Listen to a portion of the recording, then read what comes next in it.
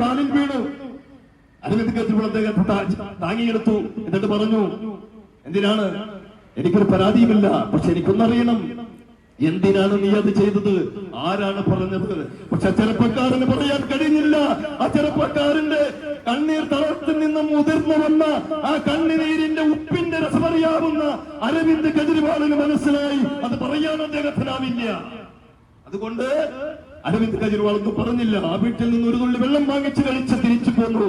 നിങ്ങൾ ആലോചിക്കണം പ്രിയപ്പെട്ടവര്, ആ മാതാപിതാക്കൾക്ക് അന്നം കൊടുക്കേണ്ട, മാതാപിതാക്കളെ സംരക്ഷിക്കേണ്ട, കൂടപ്പറപ്പുകളെ സംരക്ഷിക്കേണ്ട ചെറുപ്പക്കാരനെ അവരുടെ മാതാപിതാക്കൾക്ക് അവരുടെ കുടുംബത്തിന് വിട്ടുകൊടുത്ത മഹാനായ വ്യക്തിയാണ് അരവിന്ദ് കെജ്രിവാൾ എന്ന് പറയാൻ ഞാൻ ഈ സമയം വിനിയോഗിക്കുക. നമുക്കറിയാം കേരളത്തിലും അങ്ങനെ ഒരു സംഭവം നടന്നു. എന്താണ് സംഭവം? നമുക്കറിയാം, വയനാടില് ഒരു കോളേജില് സിദ്ധാർത്ഥൻ എന്ന് പറയുന്ന ഒരു ചെറുപ്പക്കാരനെ അവന്റെ മൂക്കിൽ പഞ്ഞി വെച്ചുകൊണ്ട് അവന്റെ മാതാപിതാക്കൾക്ക് വിട്ടുകൊടുത്തു.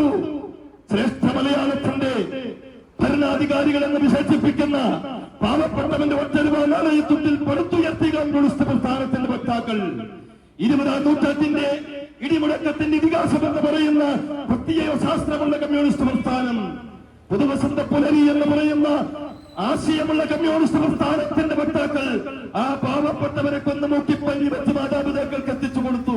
അതാണ് ഇവിടുത്തെ രാഷ്ട്രീയമെങ്കിൽ അതല്ല ആം ആദ്മി രാഷ്ട്രീയം. അക്രമത്തിന്റെ രാഷ്ട്രീയമല്ല,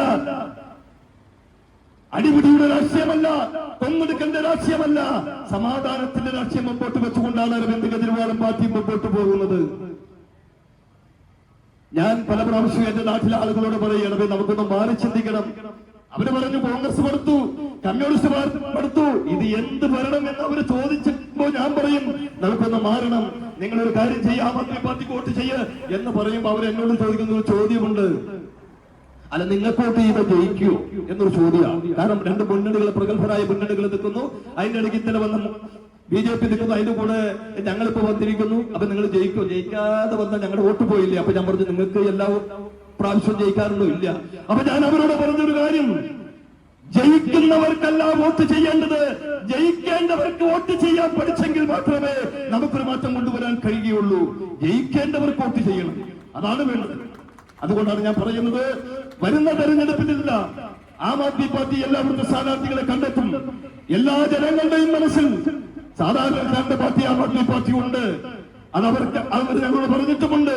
നിങ്ങൾ കോൺഗ്രസിന് കൊടി പിടിച്ചോ, നിങ്ങൾ കമ്മ്യൂണിസ്റ്റ് പാർട്ടിക്ക് മുദ്രാവാക്യം പിടിച്ചോ, നിങ്ങൾക്ക് BJPയുടെ താമര തുറന്നോ, ഇതിലൊന്നും ഒരു പരാതിയില്ല. പക്ഷേ നിങ്ങൾ വോട്ട് ചെയ്യുമ്പോ അത് രഹസ്യമാണ്. അതുകൊണ്ട് ആരെ ബോധിപ്പിക്കേണ്ട.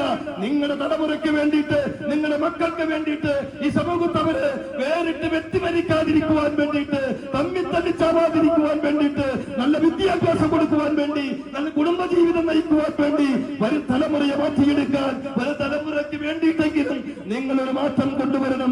ആം ആദ്മി പാർട്ടി വോട്ട് ചെയ്യണമെന്നാണ് എനിക്ക് പറയുവാനുള്ളത്. എനിക്ക് വളരെ പരിമിതമായ സമയമാണ് ഇവിടെ കിട്ടിയിട്ടുള്ളത്. സത്യം ഞാൻ പറഞ്ഞല്ലോ, എനിക്ക് ഒരു 2 മണിക്കൂർ അല്ലെങ്കിൽ 1.5 മണിക്കൂറെങ്കിലും പറഞ്ഞാൽ തീരാത്ത കാര്യങ്ങളുണ്ട് ഇന്ത്യ രാജ്യത്തെ കുറിച്ചും ഈ സമൂഹത്തെ കുറിച്ചും. ഞാനൊരു കാര്യം പറയാൻ ഉദ്ദേശിക്കുന്നത് മറ്റൊന്നാണ്. അടുത്തേടെ നമുക്കറിയാം, അംബേദ്കറെ കുറിച്ച് വളരെ മോശമായ പരാമർശം നടത്തിയ ആളുടെ പേര് അമിത്ഷാ എന്നാണ്. കാരണം എന്താണ് അദ്ദേഹത്തെ അങ്ങനെ പറയാൻ കാരണം? അംബേദ്കർ എന്ന് പറയുന്നത് ഒരു അധകൃത വർഗക്കാരനാണ് എന്ന് പറഞ്ഞാൽ BJPയുടെ പക്ഷം പറഞ്ഞാൽ നീചജന്മം. ആ നീചജന്മത്തിന്റെ വക്താവായ അംബേദ്കറെ അംഗീകരിക്കാൻ ഇന്ന് വരെ BJPക്ക് കഴിഞ്ഞിട്ടില്ല. അതുകൊണ്ടാണ് അരവിന്ദ് കെജ്രിവാളിന്റെ ഒരു സൈഡില് മഹാത്മാഗാന്ധിയാണെങ്കിൽ അടുത്ത സൈഡിലിരിക്കുന്നത് അംബേദ്കർ. അദ്ദേഹത്തെ ബഹുമാനിക്കുന്നു. കാരണം ഇന്ത്യൻ ഭരണഘടന എഴുതാൻ കഴിഞ്ഞത് അംബേദ്കറെ പോലെ ഒരു അധകൃത വർഗക്കാരനാണ്. അവരെ അംഗീകരിക്കാൻ BJPക്ക് മടിയാണ്. ആലോചിച്ചു നോക്കണം. അതുകൊണ്ടാണ് അംബേദ്കർ പറഞ്ഞത്, നിങ്ങൾക്ക് രാമായണം ആവശ്യമായിരുന്നു, നിങ്ങൾ വാൽമീകിയെ വിളിച്ചു. നിങ്ങൾക്ക് മഹാഭാരതം ആവശ്യമായിരുന്നു, നിങ്ങൾ വ്യാസനെ വിളിച്ചു. നിങ്ങൾക്ക് ഭരണഘടന ആവശ്യമായിരുന്നു, അതുകൊണ്ട് നിങ്ങൾ എന്നെ വിളിച്ചു. ഞാൻ ചോദിക്കട്ടെ, BJPക്കാരോടുണ്ടെങ്കിൽ എന്ത് കാര്യമാണ് നിങ്ങൾക്ക് പറയാനുള്ളത്? അല്ലെങ്കിൽ നിങ്ങൾക്ക് മുമ്പോട്ട് വെക്കാനുള്ളത്? എന്ത് നേട്ടമാണ് നിങ്ങൾക്ക് പറയാനുള്ളത്? രാമായണം എഴുതിയാണ് ഒരു ദളിതനാണ്, മഹാഭാരതം എഴുതിയതും ദളിതനാണ്, ഭരണഘടന എഴുതിയതും ദളിതനാണ്.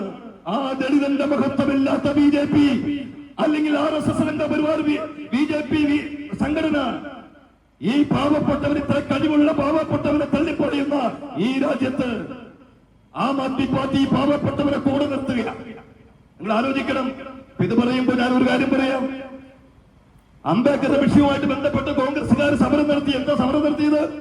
അംബേദ്കറെ കളിയാക്കി, അംബേദ്കർ മോശമായി പരാമർശിച്ചു എന്ന് പറഞ്ഞുകൊണ്ട് കോൺഗ്രസ് സമരം ചെയ്യുക. പ്രിയപ്പെട്ട കോൺഗ്രസുകാർ, എന്നെ സമയിക്കുന്ന കോൺഗ്രസുകാർ ഒരാളെങ്കിലും ഉണ്ടെങ്കിൽ ഞാൻ ചോദിക്കട്ടെ, ഈ അംബേദ്കറെ കോൺഗ്രസുകാർ അംഗീകരിച്ചിരുന്നോ? ഞാൻ പറയാം, അംബേദ്കർ മുംബൈയിൽ മത്സരിക്കുമ്പോ വല്ലഭായ് പട്ടേൽ ഉൾപ്പെടെയുള്ള കോൺഗ്രസുകാര്, ആ കോൺഗ്രസുകാര് അന്ന് മുംബൈ പ്രധാനമന്ത്രിയായിരുന്ന വി എ ഖേറിനെ ചെന്ന് കണ്ടിട്ട് വല്ലഭായ് പട്ടേൽ പറഞ്ഞു അംബേദ്കർ തോക്കണം, അംബേദ്കർ ജയിക്കാൻ പാടില്ല, അംബേദ്കർ തോക്കണം. വന്ന് അംബേദ്കറെ സ്വീകരിക്കുകയായിരുന്നില്ല കോൺഗ്രസ് ചെയ്തത്, ആട്ടിപ്പായിക്കുകയായിരുന്നു ചെയ്തത്. ആ കോൺഗ്രസ് അംബേദ്കർക്ക് വേണ്ടിയിട്ട് ഇവിടെ കിടന്ന് ആഹോരാത്രം സമരം ചെയ്യുന്നത്. നിങ്ങൾ ആലോചിക്കണം. അംബേദ്കറെയും അംബേദ്കറിസത്തെയും അംഗീകരിക്കാത്ത ഒരു പാർട്ടി കോൺഗ്രസുകാരാ. അപ്പൊ പറയും ഞങ്ങൾ കമ്മ്യൂണിസ്റ്റുകാരോ? നമുക്കത് നോക്കാം. കമ്മ്യൂണിസ്റ്റുകാരന്റെ നാലികത്തിന് മുമ്പ് കമ്മ്യൂണിസത്തിന്റെ നാലികത്തിനപ്പുറത്തേക്ക് ഒരു ദളിതനെയും ഒരു അധകൃത വർഗക്കാരനെയും ഉയർത്താൻ കഴിയില്ല എന്ന അജണ്ടയിലുള്ള ഒരു പാർട്ടിയാണ് കമ്മ്യൂണിസ്റ്റ് പാർട്ടി എന്ന് നിങ്ങൾ കൂട്ടണം. മഹാത്മാഗാന്ധി കോളേജിൽ അംബേദ്കറിസത്തിന്റെ ഒരു സ്റ്റുഡൻസ് വിങ്ങിന്റെ ഒരു യൂണിയൻ ഉണ്ടാക്കാൻ തുടങ്ങിയപ്പോ അതിനെ കായികമായിട്ട് എതിർത്ത് തോൽപ്പിച്ച ആളുകളുടെ പേരാണ് SFI എന്ന് പറയുന്നത്. നിങ്ങൾ ആലോചിക്കണം. പാവപ്പെട്ടവന്റെ പാർട്ടി അല്ലേ? ഇനി അതൊക്കെ പോകട്ടെ. കമ്മ്യൂണിസ്റ്റ് പാർട്ടിയുടെ ആചാര്യൻ എന്ന് പറയുന്ന EM ശങ്കരൻ നമ്പൂതിരിപ്പാട് ഒരു പുസ്തകം എഴുതി. ആ എഴുതിയ പുസ്തകത്തിന്റെ പേര് നവോത്ഥാന കേരളം മാർക്സിസ്റ്റ് വീക്ഷണത്തിൽ എന്ന് പറയുന്ന ഒരു പുസ്തകമാണ്. 400 പേജുള്ള ഒരു പുസ്തകം.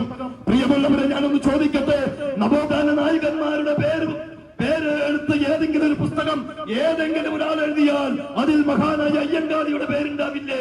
ഉണ്ടാവും, തീർച്ചയായിട്ടും ഉണ്ടാവും. പക്ഷേ 400 പേരുള്ള ആ നവോത്ഥാന കേരളം മാർക്സിസ്റ്റ് വീക്ഷണത്തിൽ എന്ന് പറയുന്ന കമ്മ്യൂണിസ്റ്റ് പാർട്ടി എഴുതിയ EMS എഴുതിയ പുസ്തകത്തിന്റെ താളുകളിന്റെ ഒരു മൂലയിൽ പോലും അയ്യങ്കാളിയുടെ പേര് പരാമർശിക്കാതെ പോയത് ചുമ്മാതെ പരാമർശിക്കാതെ പോയതല്ല. പിന്നെയോ അവരെ പോലെയുള്ളവർ വളരാൻ പാടില്ല എന്ന് ദൃഢപ്രതിജ്ഞ എടുത്ത ഒരു പാർട്ടിയുടെ പേര് കമ്മ്യൂണിസ്റ്റ് എന്നാണ്.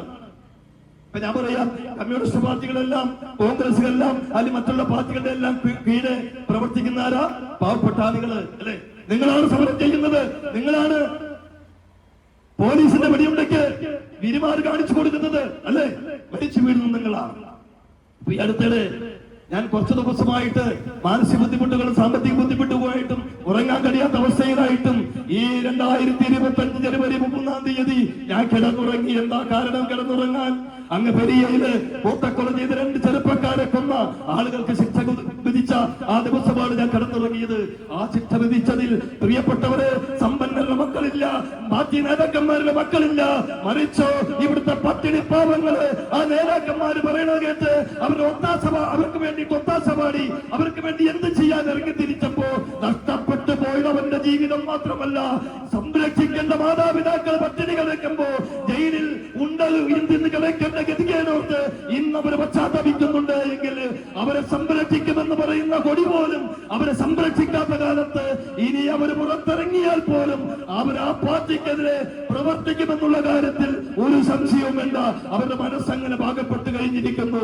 അതുകൊണ്ട് ഞാൻ പറയുന്നു, നിങ്ങളുടെ വീട്ടിൽ ചെന്ന് നിങ്ങളുടെ മക്കളോട് പറയുക, കമ്മ്യൂണിസ്റ്റ് പാർട്ടിയിലല്ല പ്രവർത്തിക്കേണ്ടത്, കോൺഗ്രസിലല്ല പ്രവർത്തിക്കേണ്ടത്, BJPക്ക് വേണ്ടിയല്ല മുദ്രാവാക്യം വിളിക്കേണ്ടത്. എല്ലാവിധ നന്മകളുമുള്ള ആം ആദ്മി പാർട്ടിക്ക് വേണ്ടി നിങ്ങൾ മുദ്രാവാക്യം വിളിക്കണം, നിങ്ങളെ പ്രവർത്തിക്കണമെന്ന് മക്കളെ പറഞ്ഞു പിടിപ്പിക്കുക. ഒരു കാരണവശാലും നിങ്ങളുടെ മക്കളെ ഈ രാഷ്ട്രീയത്തിലേക്ക് ഇറക്കിക്കൊണ്ടുവന്ന് കൊല്ലാൻ ഞങ്ങൾ തയ്യാറല്ല. അതുകൊണ്ട് അരവിന്ദ് കെജ്രിവാൾ പറഞ്ഞത്, കുട്ടികളോട് പറഞ്ഞത്, നിങ്ങൾ പഠിക്കൂ, നിങ്ങൾക്ക് വേണ്ട എല്ലാ സഹായവും ഞങ്ങൾ തരും. ഞാനൊന്ന് ചോദിക്കട്ടെ, കേരളത്തില് ഈ അടുത്ത കാലത്ത് ഈ കുറച്ച് നാൾ മുമ്പ് കൊറോണയ്ക്ക് മുമ്പാന്ന് തോന്നുന്നു ഒരു അമ്മ ആത്മഹത്യ ചെയ്തു ഈ മണ്ണില് കേരളത്തില്. അറിയോ നിങ്ങൾക്ക്? സ്വന്തം മകൾക്ക് പഠിക്കാൻ പണമില്ല, ആ പണത്തിന് വേണ്ടി ബാങ്കുകൾ കയറി ഇറങ്ങി നടന്നു. അവസാനം പണം കിട്ടാത്തത് കൊണ്ട് ആ പാവപ്പെട്ട അമ്മയ്ക്ക് സ്വന്തം മകളെ സ്വപ്നത്തിലെ മകളെ പഠിപ്പിക്കണമെന്ന് ആഗ്രഹിച്ചാൽ പോലും മകളെ പഠിപ്പിക്കാൻ കഴിയാതെ പോയപ്പോ ആ മനോവേദനയിൽ ഒരു അമ്മ ആത്മഹത്യ ചെയ്ത മണ്ണാണ് കേരളം എന്ന് കൂടി നിങ്ങൾ ഓർക്കണം. അപ്പോൾ അരവിന്ദ് കെജ്രിവാൾ പറഞ്ഞത് ബാങ്കുകളോട് ലക്ഷം രൂപ വരെ കുട്ടികൾക്ക് പഠിക്കാൻ കൊടുക്കണം. അപ്പൊ വാങ്ങുകാർ ചോദിച്ചു, എന്റെ പൊന്ന് സാറേ, ഈ 10 ലക്ഷം ഈ പാവങ്ങൾക്ക് കൊടുത്താൽ എങ്ങനെ തിരിച്ചടയ്ക്കും അവര്? ഞങ്ങൾ എന്ത് വിശ്വസിച്ച് കൊടുക്കും എന്ന് ചോദിച്ചപ്പോ ആ 10 ലക്ഷം രൂപ അല്ലെങ്കിൽ അവർക്ക് കൊടുക്കുന്ന ധനസഹായം ആ പാവപ്പെട്ടവര് തിരിച്ചടച്ചില്ല എങ്കിൽ ഞങ്ങൾ തിരിച്ചടയ്ക്കുമെന്ന് ആർജവത്തോടെ പറഞ്ഞൊരു മുഖ്യമന്ത്രി ഉണ്ടെങ്കിൽ അദ്ദേഹത്തിന്റെ പേര് അരവിന്ദ് കെജ്രിവാൾ. മനസ്സിലായോ നിങ്ങൾക്ക്? അരവിന്ദ് കെജ്രിവാൾ ഭരിക്കുന്ന സമയത്ത് ഈ അംഗൻവാടി ടീച്ചർമാരും ആയമാരൊക്കെ കൂടി ഒരു അപേക്ഷ കൊടുത്തു. അദ്ദേഹത്തിന് തുച്ഛമായ വരുമാനമേ കൊടുക്കുന്നുള്ളൂ, ജീവിക്കാൻ പറ്റുള്ള. അപ്പൊ അരവിന്ദ് കെജ്രിവാളിനോട് പറഞ്ഞു, സാറേ അവർ പോയതിന്റെ കാരണം മറ്റൊന്ന, അദ്ദേഹം മനസാക്ഷിയുള്ള മനുഷ്യനാ, അതുകൊണ്ട് അവിടെ ഒന്ന് ചോദിച്ചു നോക്കാം. ഇവിടെ ശമ്പളം വർദ്ധിപ്പിക്കണമെന്ന് പറഞ്ഞ് 10% വർദ്ധിപ്പിക്കണമെന്ന് പറഞ്ഞ് 2% വർദ്ധിപ്പിക്കും. അങ്ങനെയുള്ള നാട്ടില് ആ അരവിന്ദ് കെജ്രിവാളിന്റെ അടുത്തേക്ക് അംഗൻവാടി ടീച്ചർമാർ എന്നിട്ട് പറഞ്ഞു, ആയമാര് വർക്കർമാർ ചെന്നിട്ട് പറഞ്ഞു, സാറേ ഒരു അപേക്ഷ കൊടുത്തിട്ട് പറഞ്ഞു, സാറേ ഞങ്ങളുടെ ഈ വലിയ ദുരിതമാണ്, ഇതുകൊണ്ട് ജീവിക്കാൻ പറ്റണില്ല, അതുകൊണ്ട് ഒരു 50% വർദ്ധിപ്പിച്ചു തന്നെ ശമ്പളം എന്ന് പറഞ്ഞു. അരവിന്ദ് കെജ്രിവാള് എന്നെ ഈ അപേക്ഷ കൊടുത്തപ്പോ സ്ത്രീകൾ വിചാരിച്ചത് എത്രയാണ്? 50% വെച്ച് 25 കിട്ടും പ്രതീക്ഷിക്കാൻ. കാരണം മുഖ്യമന്ത്രി അരവിന്ദ് കെജ്രിവാളാണ്. പ്രിയപ്പെട്ടവരെ, 50% വർദ്ധിപ്പിക്കണമെന്ന് പറഞ്ഞുകൊണ്ട് അപേക്ഷ കൊടുത്തു. കെജ്രിവാൾ പറഞ്ഞു, ശരി, ഓക്കെ, ഒരാഴ്ച കഴിഞ്ഞ് മറുപടി പറയാമെന്ന് പറഞ്ഞു. ഒരാഴ്ച കഴിഞ്ഞപ്പോ അരവിന്ദ് കെജ്രിവാൾ അവർക്ക് മറുപടി കൊടുത്തു. പ്രിയമുള്ളവരെ, നിങ്ങൾ കേൾക്കണം, അരവിന്ദ് കെജ്രിവാൾ 50% വർദ്ധിപ്പിച്ചു കൊടുക്കണമെന്ന് പറഞ്ഞ ശമ്പളം 100% വർദ്ധിപ്പിച്ചുകൊണ്ട് അരവിന്ദ് കെജ്രിവാൾ ആ പാവപ്പെട്ടവന്റെ പ്രശ്നം പരിഹരിച്ചു. അതാണ് കെജ്രിവാൾ എന്ന് പറയുന്ന മനുഷ്യൻ. ഞാനിത് പറയാൻ കാരണം, എന്റെ അച്ഛനൊരു കമ്മ്യൂണിസ്റ്റുകാരനാണ്. ഞാനും അച്ഛനും കൂടി 2015 തെരഞ്ഞെടുപ്പൊക്കെ ഡൽഹിയിലെ കണ്ടുകൊണ്ടിരിക്കുമ്പോ തെരഞ്ഞെടുപ്പ് വിജയം കണ്ടപ്പോ കമ്മ്യൂണിസ്റ്റിന്റെ തത്വശാസ്ത്രം തലയിൽ ഉറച്ചുപോയ മനുഷ്യൻ, ആ മനുഷ്യനായി എന്റെ അച്ഛനെ പേര് പറഞ്ഞു, ഇങ്ങനെ വേണം പാർട്ടികൾ എന്ന് പറഞ്ഞ മനുഷ്യൻ ഒരിക്കലും മാറില്ല എന്ന് ഞാൻ പോലും വിചാരിച്ച എന്റെ പിതാവ്, ആ പിതാവ് പോലെ മാറി ചിന്തിച്ചു. ഇതാണ് നമ്മുടെ പാർട്ടി എന്ന് നിങ്ങൾ ഓർക്കണം. Aam Aadmi party. Communist party കൊല്ലാനും കൊല വിളിക്കാൻ നിന്ന പോരാ, പാവപ്പെട്ടവന് വേണ്ടിയിട്ട് പ്രവർത്തിക്കണം. നമുക്കറിയാം, റഷ്യയില് ആരാ ഭരിച്ചതാദ്യം? ലെനിൻ. ആ റഷ്യയിലെ പെൺകുട്ടിക്ക് ഒരു മാറാരോഗം വന്നു.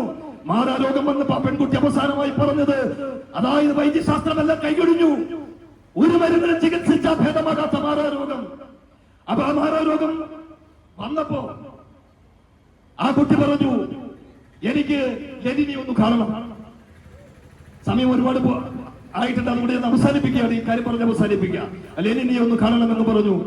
ലെനിനെ വിവരം അറിയിച്ചപ്പോ ലെനിൻ പറഞ്ഞു, ഞാൻ അങ്ങോട്ട് വന്നോളാം, ഇങ്ങോട്ട് വരണ്ട എന്ന് പറഞ്ഞു. എന്നിട്ട് ആ പെൺകുട്ടിയുടെ വീട്ടിലേക്ക് ചെന്നിട്ട് ആ പെൺകുട്ടിയുടെ കണ്ടപ്പോ പൊട്ടിക്കരഞ്ഞു പോയി.